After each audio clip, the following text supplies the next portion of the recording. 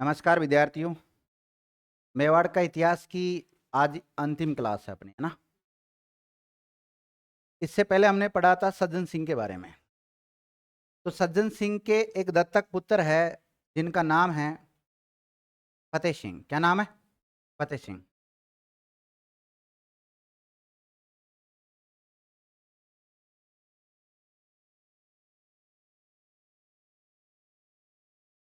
दत्तक पुत्र जानते हो ना किसे कहते हैं? किसे कहते हैं? जो गोद लिया हुआ पुत्र होता है उसको दत्तक पुत्र कहते हैं।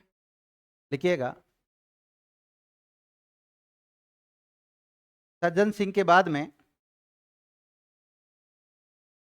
उनका दत्तक पुत्र फतेह सिंह मेवाड़ का शासक बना।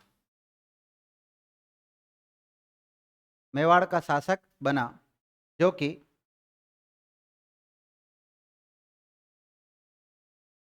तिवर्ती के महाराज, जो कि तिवर्ती के महाराज दलेल सिंह के पुत्र थे। पुत्र तो किसका, वास्तविक पुत्र तो किसका है ये? तिव्रती का जो महाराज है दलेल सिंह, उनके पुत्र ध्यान रखना। लेकिन दत्तक पुत्र किसका, गोद किसने ले लिया फिर इनको? सज्जन सिंह ने ले लिया था।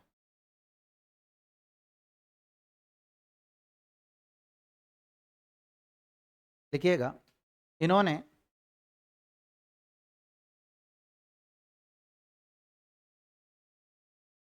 फतेह प्रकाश महल का निर्माण करवाया। फतेह प्रकाश महल का निर्माण करवाया था।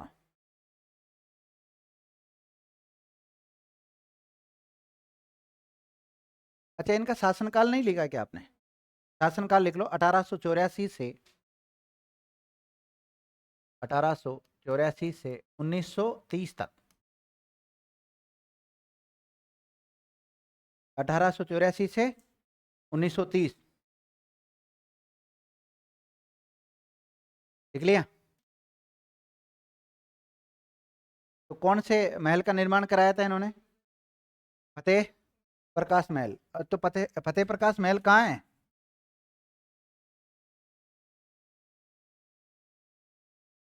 चित्तौड़गढ़ में। ध्यान, कहाँ है? चित्तौड़गढ़ में, जिसे वर्तमान में संग्रहालय के रूप में काम में लिया जा रहा है। चित्तौड़गढ़ का संग्रहालय है ना, वो है यहाँ पे फतेह प्रकाश महल में। लिखो, इन्हीं के काल में छप्पनिया अकाल पड़ा था।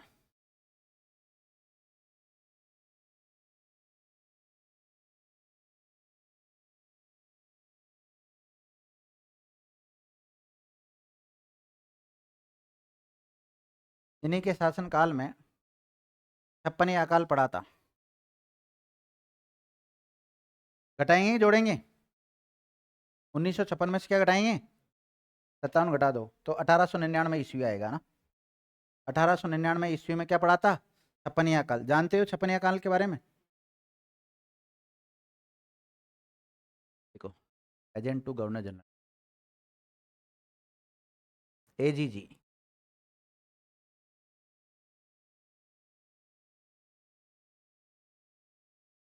देखिएगा,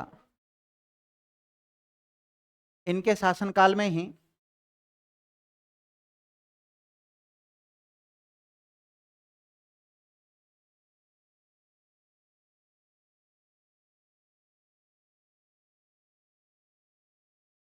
इनके शासनकाल में ही एजीजी वाल्टर ने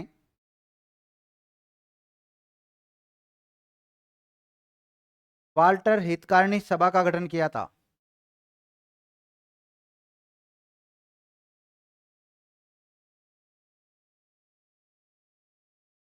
कारिणी सभा का गठन किया था।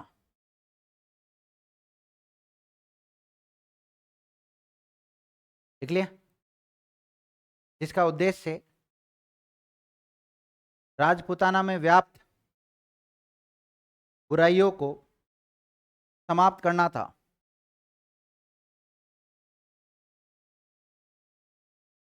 समाप्त करना था, जैसे बहुविवाह को रोकना। बहुविवाह क्या होता है? बाल विवाह को रोकना और फिजूल खर्ची को रोकना।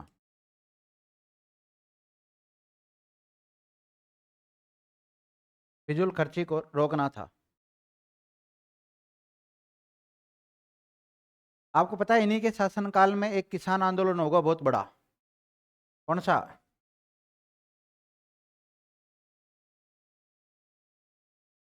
देखो, इन्हीं के शासनकाल में बिजोलिया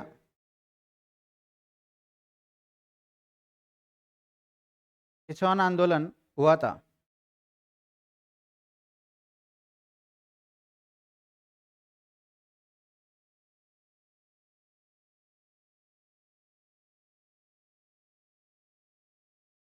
लिख लिया?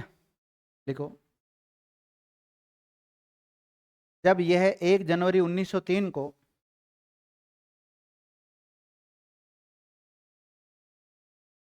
1 जनवरी 1903 को भारत के वायसराय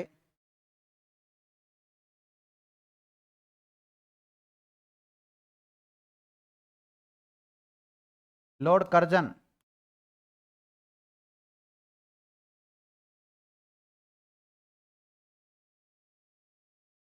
कर्जन ने ब्रिटेन के सम्राट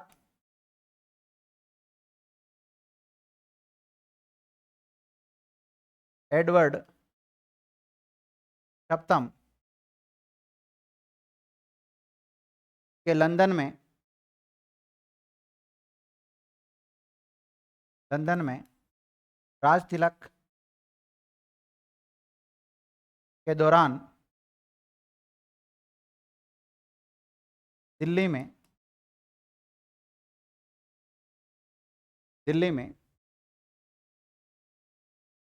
एक समारोह का आयोजन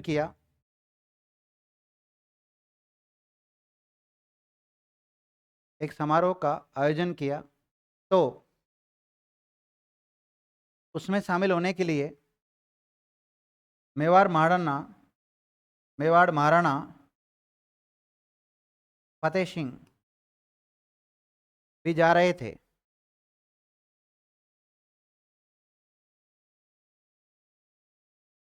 तो उसी दौरान रास्ते में इन्हें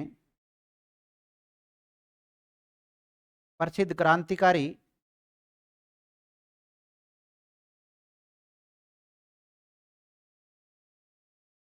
केसरी सिंह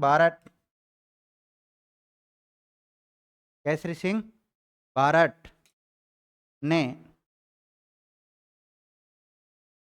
सिंगल भाषा में, कौन सी भाषा में? सिंगल भाषा में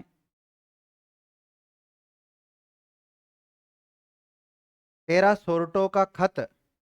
कितने सोरठे थे?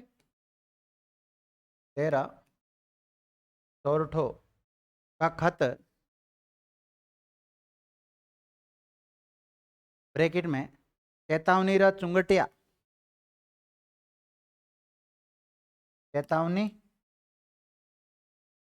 चुंगटिया लिखा। तो इनको सुनकर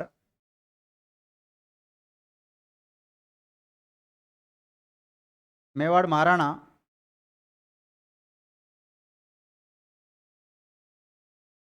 दिल्ली पहुंचकर भी दिल्ली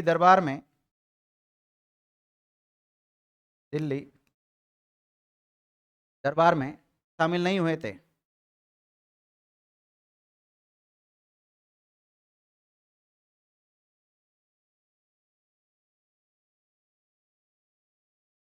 लिखो।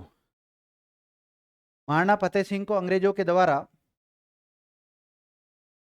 ऑर्डर ऑफ द क्राउन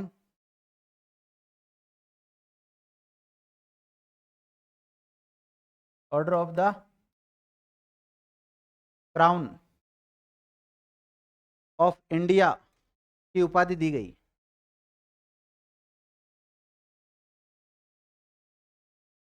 तो विद्यार्थी, order of the crown of India की उपाधि किसको दी थी? फतेह सिंह को दी थी। देख लिया? तो फतेह सिंह के बारे में यहां से प्रश्न आता है एक, तो कहां से? ये उपाधि एक तो उपाधि से तो चलो कई बार बनता, कई बार नहीं बनता, लेकिन ये जो चेतावनी रे चुंगटे वाली बात है ना, इससे सवाल बनता है। यहाँ से क्या सवाल बनता है, सुनना मेरी बात। दिल्ली, सॉरी, वहाँ का लंदन में यानी ब्रिटेन में अंग्रेजों का एक राजा है जिसका नाम है एडवर्ड सप्तम। तो जब भी कोई राजा राजा बनाया जाता है उसको, तो उसका राज्याभिषेक होता है। क्या होता है? राज्याभिषेक होता है, राज तिलक होता है, और उसमें एक बहुत बड़ा समारोह आयोजित किया जाता है जिसमें देश दुनिया के लोग आते हैं। और उस राजा को रिप्रेजेंट करता था भारत में वायसराय। कौन करता था? वायसराय। अब वायसराय खुद तो वहां नहीं गया, कहाँ पर? लंदन में। लेकिन उसने भारत में क्या करवाया, एक समारोह आयोजित करवाया, दिल्ली दरबार का आयोजन करवाया, एक प्रकार से दिल्ली में करवाया था, जिसमें पूरे भारत के जितने भी शासक, जितने बड़े बड़े लोग थे, उनको सबको उसने आमंत्रित किया था। उसमें मेवाड़ के महाराणा को भी उसमें आमंत्रित किया गया था, मेवाड़ का महाराणा भी जा रहा था। लेकिन उस समय क्रांतिकारी गतिविधियां बहुत ज़्यादा चल रही थी। तो क्रांतिकारी एक व्यक्ति थे जिसका नाम था केसरी सिंह भारत। ये अच्छे लिटरेचर थे, अच्छे साहित्यकार थे। इन्होंने डिंगल भाषा में 13 सोरठे लिखकर किसके पास भिजवा दिए? फतेह सिंह के पास भिजवा दिए। कोई कहता है ट्रेन में जा रहा था तो ट्रेन में बिठा कर इसको सुनाए थे। जो भी घटना घटित रही हो, कैसे भी रहा हो, कहने का मतलब इसने जब इतने 13 सोरठों को सुना तो उसके बाद में ऐसे कहता है दिल्ली जब जा रहा था तो ट्रेन में इसको पढ़कर सुनाया था। ये दिल्ली में पढ़कर सुनाया, तो फिर ये दिल्ली तो पहुंच गया, ट्रेन में बैठा बैठा रिजर्वेशन करवा रखा था, तो दिल्ली पहुंच गया। दिल्ली पहुंचने के बाद में भी वहां जो समारोह आयोजित हो रहा था उसमें शामिल नहीं हुआ था। मतलब इसका पौरुष जग गया था उस समय। ठीक है ना? तो ये सारी घटनाएं घटित हो जाती विद्यार्थियों। अब आपको पता है दिल्ली दरबार में शामिल नहीं हुआ, तो एक प्रकार से तो क्रांतिकारियों का साथ देने लग गया। तो ऐसे में अंग्रेज नाराज होंगे कि नहीं होंगे? तो अंग्रेज नाराज होकर जो अगला शासक बनाएंगे मेवाड़ का, वो भोपाल सिंह को बना देते हैं। देखिएगा, नोट। फतेह सिंह के कार्यों से अंग्रेज नाराज थे, इसलिए उन्होंने फतेह सिंह के स्थान पर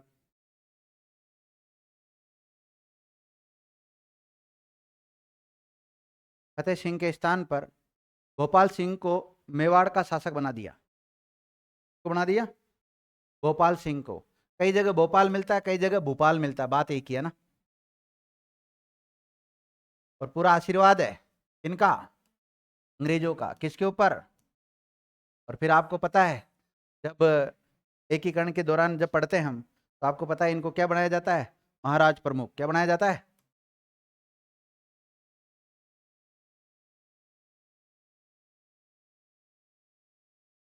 शासनकाल लिखो 1930 से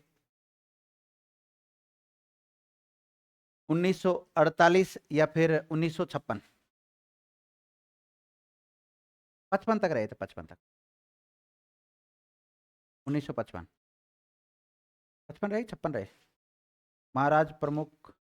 नहीं, हाँ, ये तो एक बार रहेगा, वो तो राज प्रमुख के स्थान पे फिर राज्यपाल आएगा। 55 लिख लो। 1930 से लेकर या तो 1948 तक। फिर आपको पता है रियासतों का काल तो लगभग समाप्त हो ही गया था। और फिर 1955 लिख लो ब्रैकेट में, क्योंकि महाराज प्रमुख के रूप में रहेंगे बाद में। हाथ दर्द कर रहे हैं बहन जी? चलो, 5 मिनट की बात हो रहा है, लिखो। राजस्थान के एकीकरण के समय मेवाड़ के शासक कौन थे? देखो, राजस्थान के एकीकरण के समय मेवाड़ के शासक यही थे।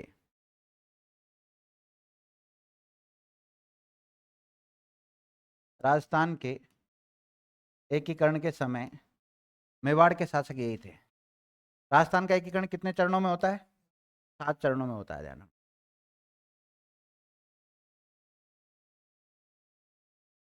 एकीकरण के दौरान विद्यार्थियों इनको महाराज प्रमुख का पद दिया था। किसका? देखिएगा, ये महाराज प्रमुख का पद प्राप्त करने वाले एकमात्र शासक थे। महाराज प्रमुख का पद प्राप्त करने वाले एकमात्र शासक थे।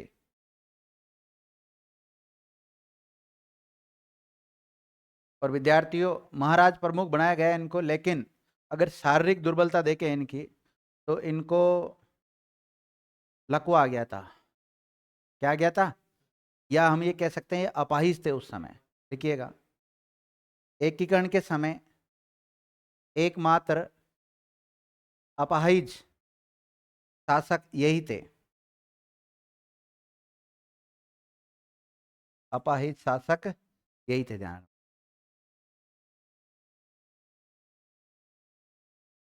लिखो, ये मेवाड़ के अंतिम शासक थे। ये मेवाड़ के अंतिम शासक थे। रियासती कालों की बात करें अगर हम, तो उसमें अंतिम शासक कौन है? भोपाल सिंह है। हालांकि अभी भी बनते हैं महाराजा वगैरह बनाते हैं, ध्यान रखना ना। लेकिन आपको पता है अभी तो लोकतंत्र है, राजतंत्र है ही नहीं। वो उनके केवल जो किला किला होता है ना उनका, तो उनका जो महल महल है वहां तक का ही राजा होता है। लिख लिया? लिखो,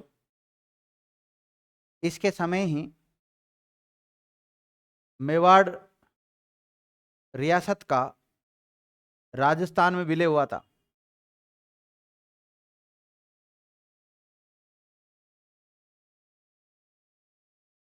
नोट डालो।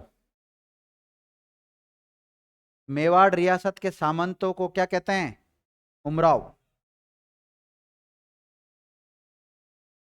मेवाड़ सामंतों को क्या कहते हैं? उमराव नाम से जाना जाता है। मेवाड़ जो रियासत थी ना, मेवाड़ में तो महाराणा बैठता है। क्या बैठता है? महाराणा बैठता है। और मेवाड़ के जो सामंत होते थे उनको क्या कहते हैं? उमराव। उमराव कहते हैं। कई बार एग्जाम में पूछा गया है। मेवाड़ के सामंत कहलाते हैं उमराव कहलाते हैं। क्या कहलाते हैं? उमराव कहलाते हैं। विद्यार्थी, इसी के साथ मेरी तरफ से मेवाड़ का जो इतिहास था वो कंप्लीट हुआ। मेवाड़ रियासत कंप्लीट हो चुकी है। कल हम कोई नए राजवंश के ऊपर चर्चा करेंगे, है ना। धन्यवाद विद्यार्थियों।